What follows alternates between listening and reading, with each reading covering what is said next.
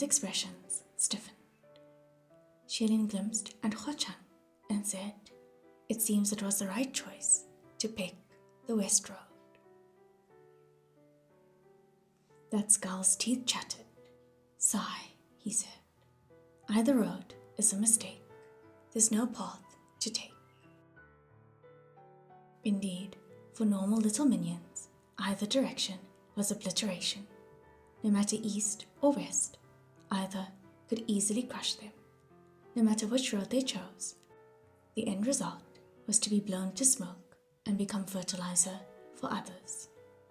After dry howling a few more times, the ghost fires in that skull's empty sockets gradually went out.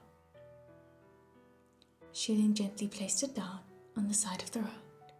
"Sunlap, do you know what the creature in the east is?" "I can't be sure right now," Hua Chang replied, "but it's still coming this way. Under the current circumstances, I don't recommend we face it head on. This one in the west is a little easier to deal with." Shilin nodded. "Very well, then we'll continue westward." The group of them traversed through that field of corpses and hurried on their way. They walked all night, but never ran into that black-clad man the skull spoke of, nor did they see any trace of the Rainmaster, and Shilin couldn't help but start to worry. As they journeyed, the houses and buildings alongside the roads increased in number, and soon they could even recognize that these were the impoverished slums. This was a theatre house for leisure. This was a general store. This was the backyard of a wealthy household. The road they walked beneath their feet was also paved by people. The patterns of the bricks could still be faintly seen. This was obviously a prosperous little town, only it was empty of the living and strangely desolate and quiet.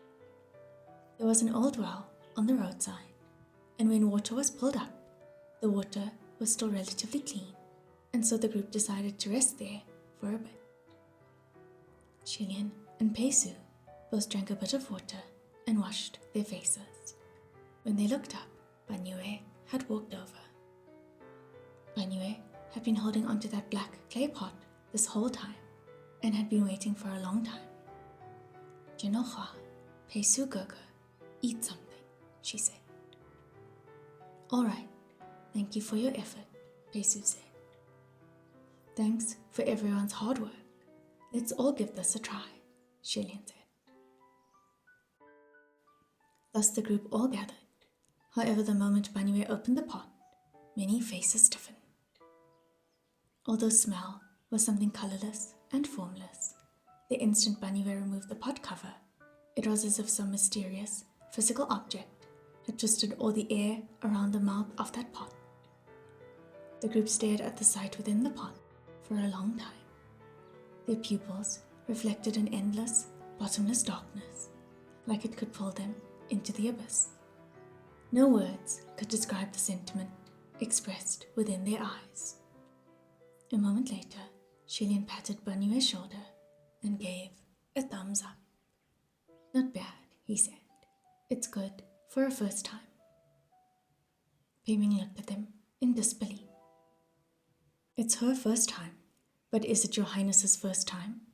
If I recall, you made her follow your every step, and you've done more than she did.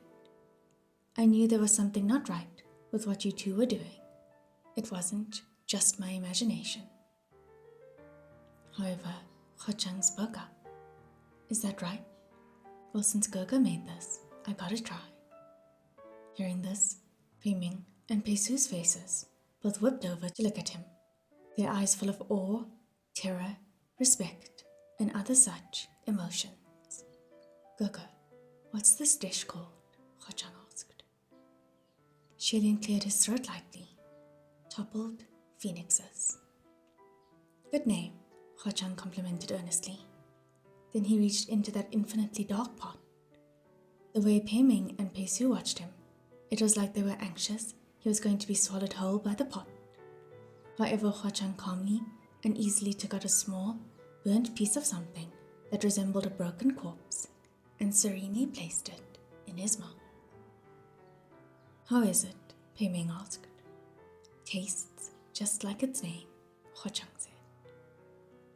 Pei Ming turned to Pei Su, whose expression was unreadably complicated.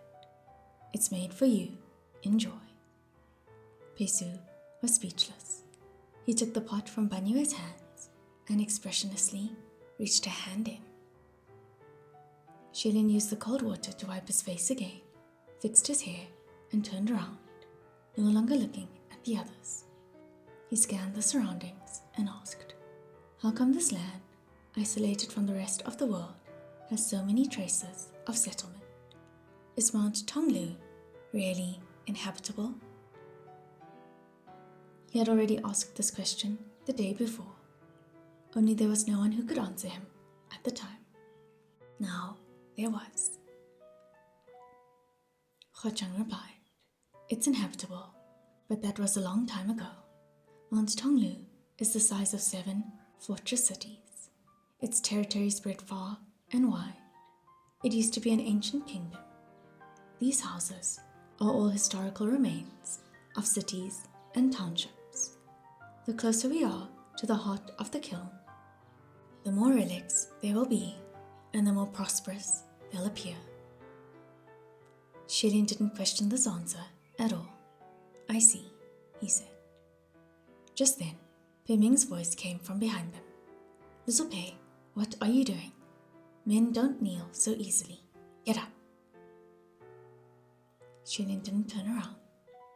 "What's the name of this ancient kingdom? Sanlang, do you know?" he asked. He Chang didn't turn around either, and his fists hung easily at his sides. "The kingdom of Wu Yong." Pei Ming admonished, Your Highness, do you have an antidote or something? You can't just leave him like this. And you, what are you feeding him? What's with the snake? It's still moving after it's been cooked for so long. Did it become a spirit?" Banyue seemed to be unceasingly kowtowing to apologize. I'm sorry. It indeed turned into a spirit. I didn't know how long it'd cook for it to become a spirit. I'm sorry." Shilin supported his cheek with a hand and pondered. "I'm ignorant and ill-informed. I don't seem to recall ever hearing the name of this kingdom. How ancient is it?" However, just as the words left his lips, he wasn't so sure anymore. Wu Yong. Hearing it from out of the blue, it did sound foreign. But if he thought about it deeply, it seemed a long, long time ago. Someone, somewhere, had uttered it before. "The details aren't clear," He Chang said, "but it must be older than the kingdom of Shenle, at least by 2,000 years." Shilin looked at their surroundings. But looking at these buildings, they don't look like they've lived through 2,000 years. "Naturally," He Chang replied, "because most of the time, Mount Tonglu isn't open to the outside. Sealed within a massive mausoleum and completely shut out from the world, they would of course be kept in a good state." Shilin bowed his head and became pensive. On the other side, Pei Ming finally left Pei Su to his own devices and came over. "Lord Ghost King sure knows everything," he said. "But isn't this information rather too out of this world? Might I ask what your source is? I've never heard a single word of any of this going around on the outside." He Chang didn't look at him. "And might I ask General Pei, what kind of individual has the ability to gather this kind of information in Mount Tonglu?" "Logically, any ghost can," Pei Ming said. "But by Mount Tonglu's slaughtering rules, the more valuable information one wishes to obtain, the longer one must remain. So it must be a powerful individual." "And what kind of individual can come out of Mount Tonglu after gathering all this information?" He Chang asked. It must be a supreme ghost king, like my lord, Piming said. So, Ho Chang said, I gathered this information myself. As long as I don't speak of it, of course there wouldn't be any word of it going around on the outside. He finally turned his head back and mocked slightly. To the heavenly officials of the upper court, keeping secrets might be more difficult than passing a heavenly calamity, but not so for me. He wasn't wrong. If information of such magnitude was to be learned by some heavenly officials in the upper court, it wouldn't take 2 hours before it could be heard being excitedly discussed in every spiritual communication array. That Ho Chang was able to keep this in for so many years without selling it to anyone, and didn't speak of it to boast, it showed just how mature and resolved he was. I get it, Pei Ming said. It appears that when it comes to His Highness, not only is Hua Chengju knowledgeable of all, but you would also tell all that you know. No, Xilin suddenly said. Everyone turned to look. What now? They asked. Xilin had been deep in thought earlier, and now, finally, his right hand folded into a fist and lightly tapped his left palm. I said earlier that I don't think I've heard the name of Wu Yang before, but that's wrong. I've heard of that name before. Ho Chang lightly stiffened. Gurga, where did you hear of it? He asked. Xilin turned his head. In my youth, when I was training at the Royal Holy Pavilion in Shenle, my master was the Guo of Shenle. When he first took me in as a disciple, he once told me a story. It actually couldn't be considered a story, more like instilling some grand, glorious imagery of legends in young Xilian's mind. The story was thus. Once upon a time, there was a crown prince who was ingeniously talented, intelligent, and clever, skilled in both martial and literary arts. He was a scintillating character that only appeared once in history. He loved his people, and his people loved him. Long after he died, his people never forgot him. The Guo spoke solemnly and tenderly. My child, I hope you will become a person like him.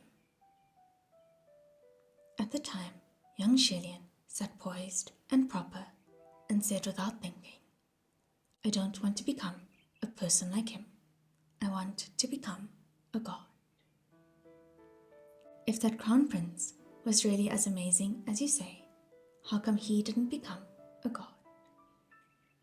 Xilian continued. If the people really never forgot him, then how come I've never heard anyone speak of this crown prince before? The Guo was speechless. Xilian swore that when he first raised those questions, he had never intended to provoke or rebel, and really was just curious, looking for answers to his queries. However, after the Guo heard him, his face turned quite the shade. Why could Xilian recite the Ethics Sutra backwards and forwards like it was nothing? Because that night, the Guo made him copy the Ethics Sutra 100 times to do good by its name and cultivate both the body and mind.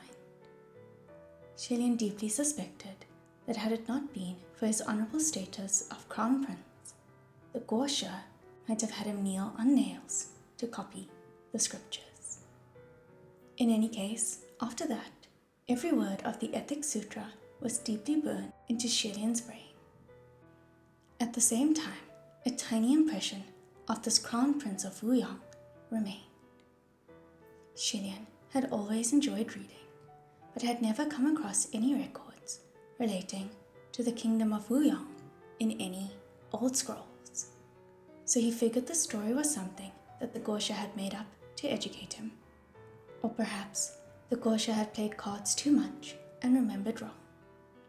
However, he didn't feel the need to blow his cover nor the need to copy the Ethic Sutra another 100 times, so he didn't bother to fight for the truth and didn't take it to heart. Your Highness, it sounds like the Scotia of Shela has quite the background and knows a lot, Pei Ming said. Might I ask what's happened to him? After some hesitation, Xianlian replied, I don't know. After Shenla fell, many people I never saw again. Just then, he suddenly felt something tighten on his ankle and he froze. What's there? He shouted.